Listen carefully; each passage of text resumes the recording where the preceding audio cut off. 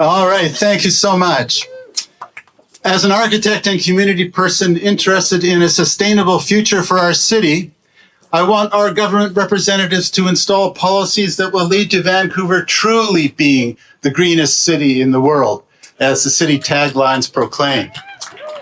However, we all know the truth in the adage that the greenest building is the one that's already there. What we shouldn't be doing is declaring a scorched earth policy across the inner city character neighborhoods along the Broadway corridor and penciling in new high-rise concrete construction is the only way to deliver new housing in these beautiful parts of our city.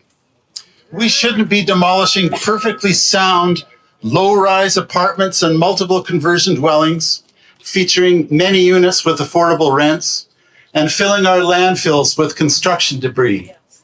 What we should be doing is upgrading our existing building and social and affordable housing assets, preserving character buildings that define our beautiful neighborhoods, and intensifying land use where appropriate to aggressively expand new housing opportunities.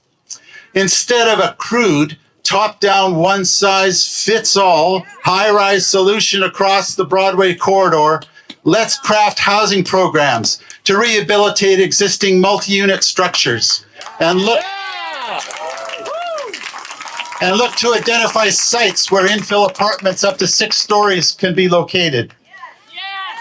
Tellingly, Metro Vancouver government officials have just released a report that shows that wood frame apartments can be built 25% cheaper than concrete high-rises, and approval and construction times can be significantly shortened. Using BC lumber also supports the provincial economy, and wood ranks far above concrete as a sustainable building material in our city and our province. Employing wood frame construction and tailoring zoning strategies to support wood can significantly increase the number of units that can be constructed in our character neighborhoods. Concrete high-rises aren't required everywhere in the Broadway corridor and could be limited to areas only immediately adjacent to SkyTrain stations. This is the way we used to plan change in our neighborhoods. We stress practical solutions and involve local residents to work with city planners to develop workable plans that increased housing capacity. And city councils and the province appreciated the residents' inputs in the past. A good example is the Arbutus Walk neighborhood in Kitsilano that I was involved in as a resident, along with many neighbors, where high-rises were taken off the table and similar densities were installed with buildings up to 8 stories, all organized around a pedestrian priority open space system that the neighborhood created. This is a newer Vancouver neighborhood that residents love and developers successfully marketed. There was no problem selling any of the units in Arbutus Walk. And lower-income units were created with government housing programs and not with a clumsy system of exemptions from development cost levies, whose logic is dubious and which lacks transparency.